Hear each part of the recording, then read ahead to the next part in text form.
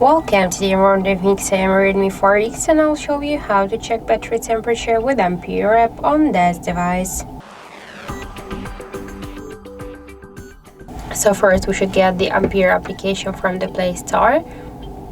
And now let's here in the search pool enter Ampere. So now we should get this application. That's why tap to install and wait a couple of seconds while this application downloading and then installing on your device. After that, click here to open the app, tap to allow, and click to open. Tap yes I agree, pick close. On the left down corner, tap to OK, and now we can see here information about our device battery temperature. In my case, that's 33.5 degrees. Also, we can find here more information like the battery health, level, capacity, voltage, mode of our device Android version, and more other info.